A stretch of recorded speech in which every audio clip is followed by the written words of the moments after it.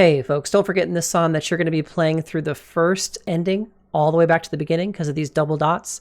And then when you play through it the second time, you will skip the one with the bar over it. So skip measure 3 and measure 4, and then jump ahead to measure 5 and 6.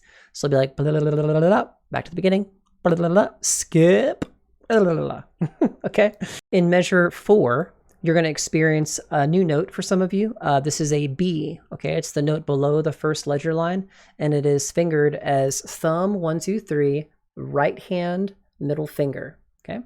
It's a B, 1, 2, 3, middle in the right hand. That'll be for the first, third, fourth, and fifth note. And then finally in this song, you heard me go ta, ta, ta, ta, ta.